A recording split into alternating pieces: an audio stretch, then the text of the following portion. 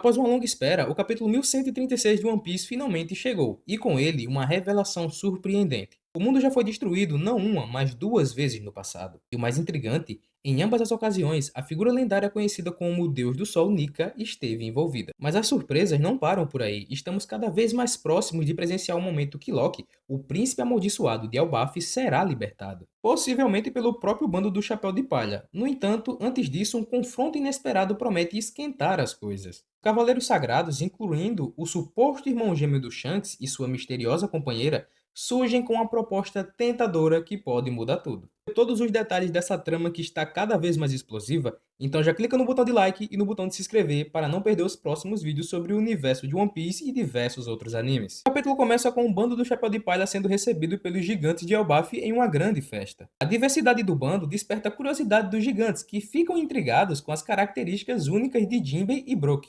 com a ausência de Frank e Chopper na celebração. Essa admiração destaca a liderança de Luffy como alguém livre de preconceitos e reforça a receptividade dos gigantes, qualidade herdada do antigo rei de Elbaf, Harald, que pregava a união entre os povos. No meio da festa, o Usopp solta uma de suas mentiras dizendo que já venceu um gigante lendário, onde nós sabemos que as mentiras do Usopp costumam se tornar realidade, então talvez lá na frente o Oda faça uma referência a Davi e Golias dentro da obra. Mas nem tudo é festa, a conversa logo se volta para Nika e uma discussão intrigante surge. Seria ele um deus da libertação ou destruição? Essa dúvida, levantada pelos próprios gigantes, reforça o mistério em torno do Deus do Sol, trazendo novos elementos à sua lenda. E por isso, os governantes da vez sempre temem o seu retorno. Vale destacar a imagem de Nika nesse capítulo. O escudo de Nika apresenta um design da crista solar, consistindo em um círculo central cercado por 8 pontos.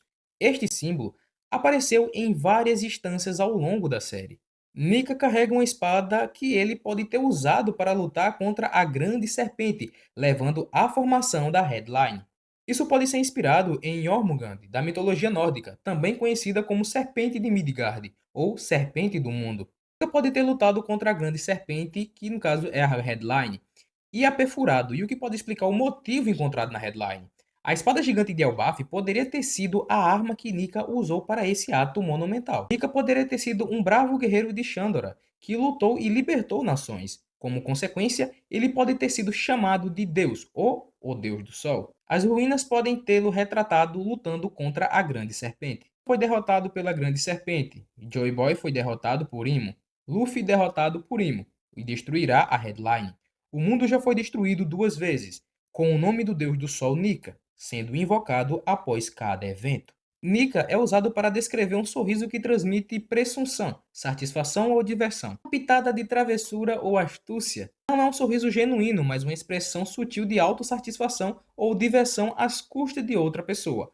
Luffy compartilha o mesmo sorriso. Até que o gigante ancião diz, abre aspas, ninguém sabe dizer se Nika é um guerreiro salvador do mundo ou um grande destruidor que trouxe o mundo a ruínas.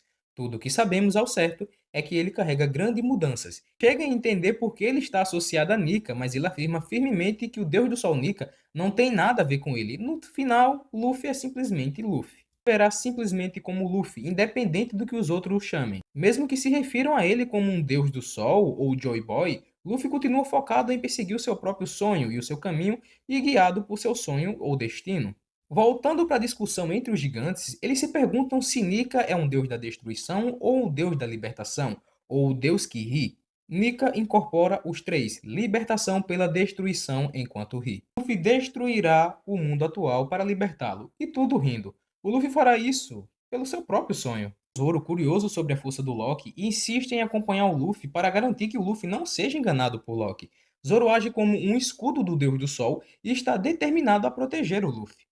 A Nami também vai e os três decidem ir ao castelo buscar a chave para soltar o Loki, desconsiderando completamente os avisos sobre o perigo que ele representa. E Luffy busca informações sobre o Shanks. E não para por aí. No submundo, somos apresentados a enigmática Cavaleira Sagrada Gunko, que vale ressaltar os seus olhos. Talvez seja uma heterocromia, porque os olhos são de cores diferentes, ou apenas um dos seus olhos esteja cego.